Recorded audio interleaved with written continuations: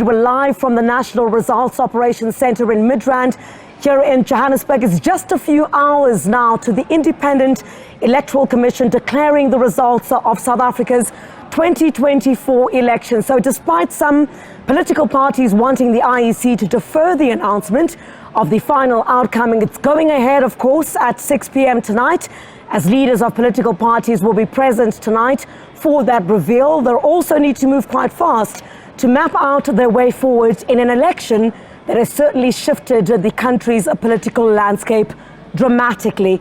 So it's been months, of course, of campaigning for these parties and South Africans ultimately deciding in their millions who should govern. Hello to you, I'm Criselda Lewis, and the SABC News team will be taking you to that announcement a bit later on this evening. But first, let's go to my colleague Natasha Phiri, who's standing by for us live now with one of the political parties. Natasha, perhaps we could start with what we saw taking place overnight with regards to 26 political parties that don't want this announcement to go ahead.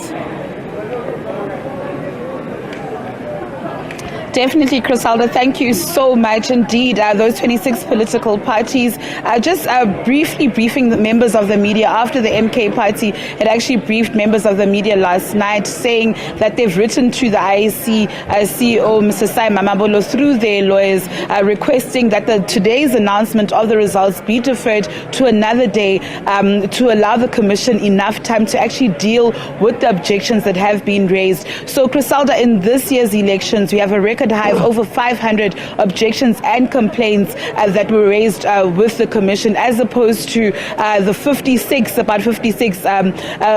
objections that were raised in the 2019 national polls. And Criselda, the underlying themes there is that some people had actually complained about the presiding officers, at the voting stations, the conduct of the presiding officers. Others, third parties, were told that they would be voted for but not voted for. Others complaining about the systems of the IEC. There are also those claims, you would remember, of vote rigging, and some political parties have actually asked for a recount, a revote of this year's polls. We heard their former President Jacob Zuma, who's the MK party leader, saying that the results should not be announced today, but instead the Commission should deal with those objections. But Criselda, you're quite right. I am joined by a guest here, the PAC leader, Mr. Mzwanele Nyhontso, and he's a happy man today.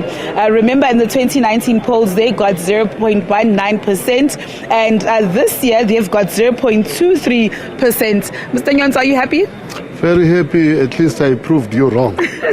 we have performed better than 2019. But okay, let me take this opportunity, firstly, and thank those who voted for PAC. But we are also not pleased because we don't believe that this is our performance. We believe that there's something wrong that happened in the voting stations. The level of incompetency with the presiding officers and officials around those stations, it's embarrassing. The worst part is that just right now, the Freedom Front Plus had asked for a recount, and IEC ordered it. And when that recount happened, PAC got 0 in those stations. And when it happened, apparently it turned out that PAC has been voted there. So what happened to those votes? How many votes around the country that were meant for PAC that were not counted to PAC? How many votes around these voting stations where the presiding officer is affiliating to a political party that are not allocated to PAC? But we are happy with our own performance, but we believe that this is not what people did to us. People voted us more than this. That means, as PAC, we will definitely call for a recount, national recount of elections. But as PAC, we won't support the revote. We will support the national recount.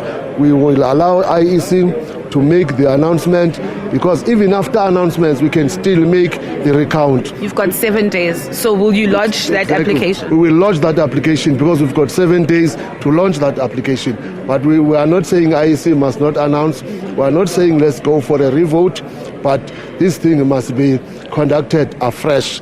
We feel that votes are stolen. We feel that Eastern Cape, East London in particular, a lot of irregularities happened. And our party agents were reporting to us. That's where the problem is. And if we are not rectifying this thing now, we are going to question the credibility of IEC in future, just like other countries in Southern Africa. But as things stand, the problem is there at the level of presiding officers, not at IEC level.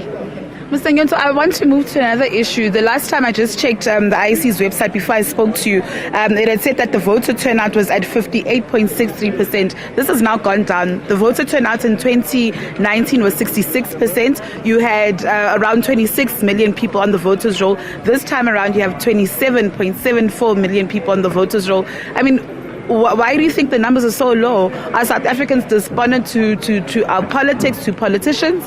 No, South Africans are despondent to the politicians, are despondent to the ruling party, the former ruling party anyway, because of service delivery, because there was a voter apathy, because, youth were the ones who have registered.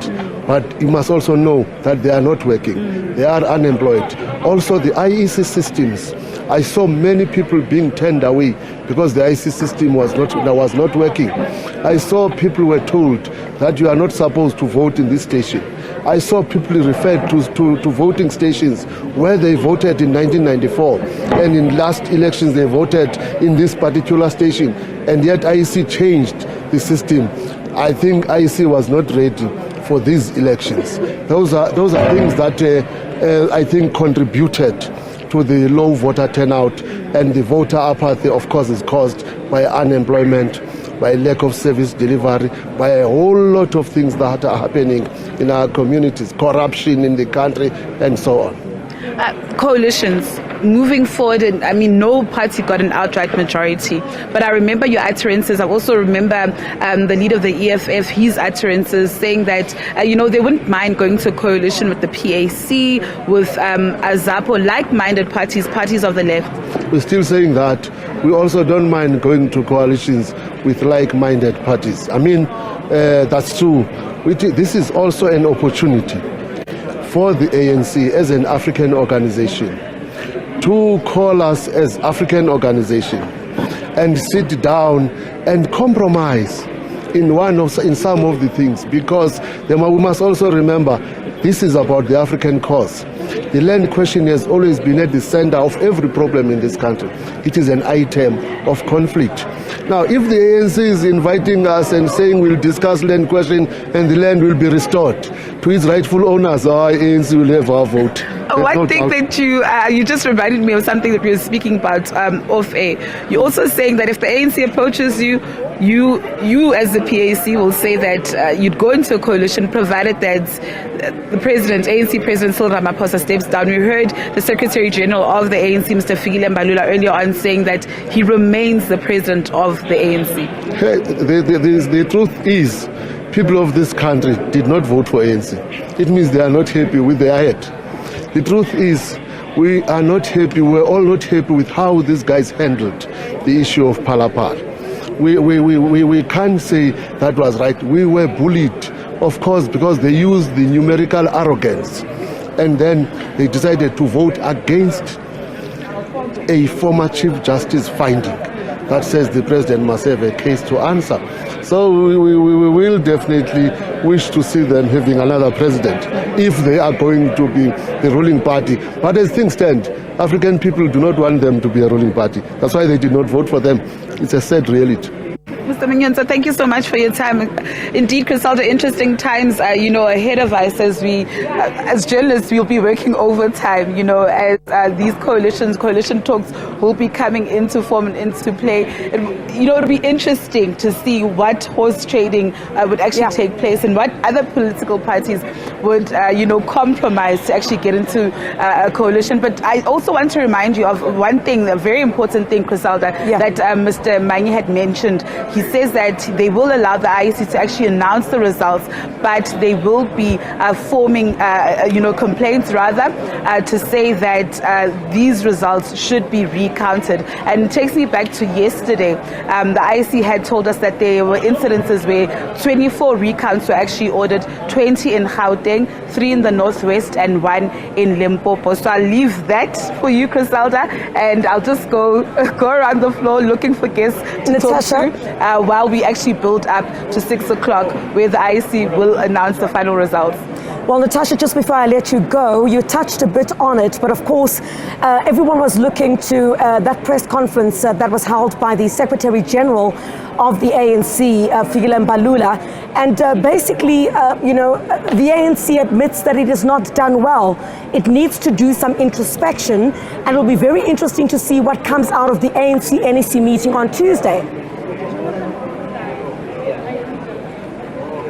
Definitely, Griselda, like you've correctly cited, the ANC-NEC will be meeting on Tuesday, and this is where the party will actually take stock of their performance, at the polls. The Secretary General of the ANC actually conceding that, this is the will of the people. The people have spoken. We spoke to the ANC head of elections, Mr. Mzwanele, earlier on, just asking him what actually went wrong. And he says that this is a time for the governing party, the ruling party, to actually self-reflect, Griselda, and actually take accountability for the numbers, that they've actually received in this year's polls. You would remember that in 2019, the ANC got 57.50%, the share of the vote. And just earlier on, before this interview, when I actually checked the IEC's website, the ANC was sitting at 40.21%. So the numbers are quite telling, Griselda. This is an important time for the ANC to actually look, within its party, self-reflect and self-correct, as well.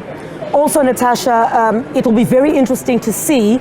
You've touched a bit on that. You also asked the PAC about that.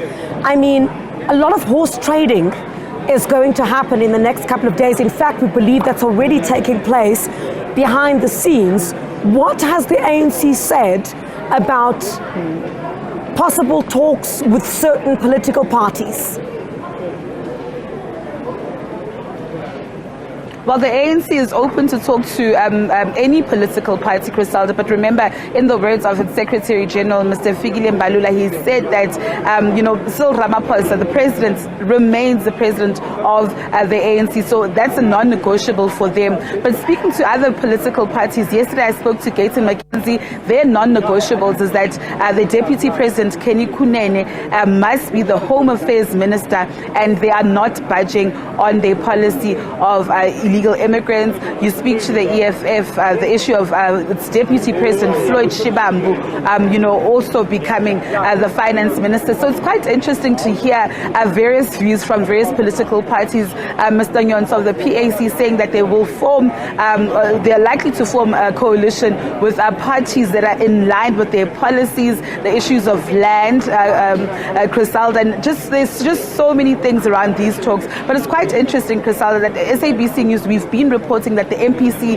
has actually met. I personally spoke to, Helen Zille, and she had confirmed that.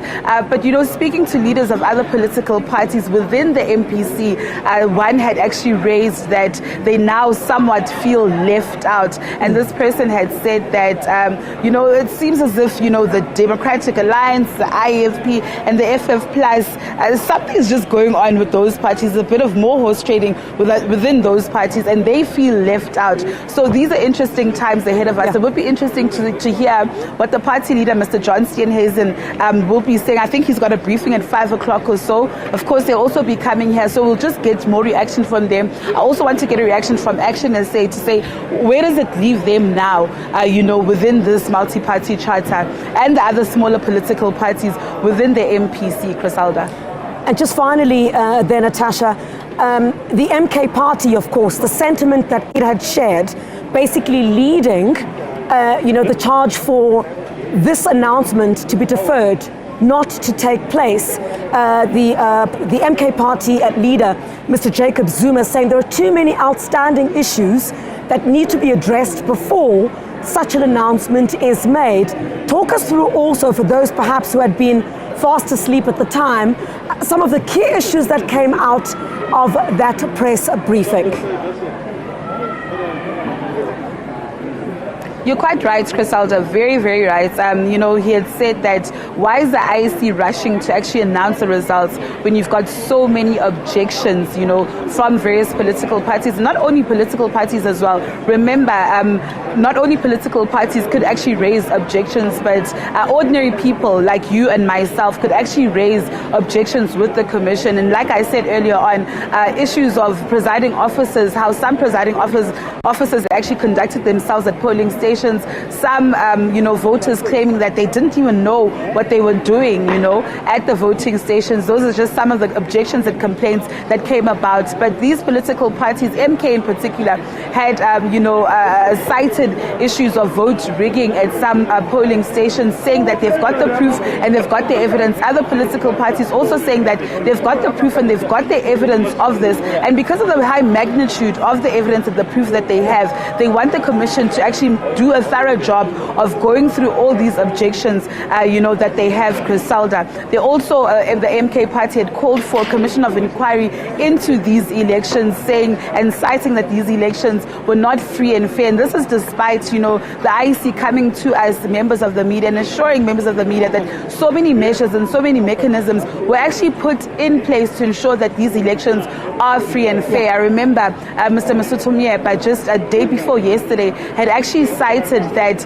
in regards to the capturing systems, in regards to the VMD systems, this is an internal system that actually got in-house as the IEC. And before it got the final approval, political parties through the PLC, the Party Liaison Committee, had actually been invited to come see the systems and test the systems. And these political parties gave it actually the final go-ahead, So these are just some of the things that the IEC had actually taken us into, its confidence, Crisalda.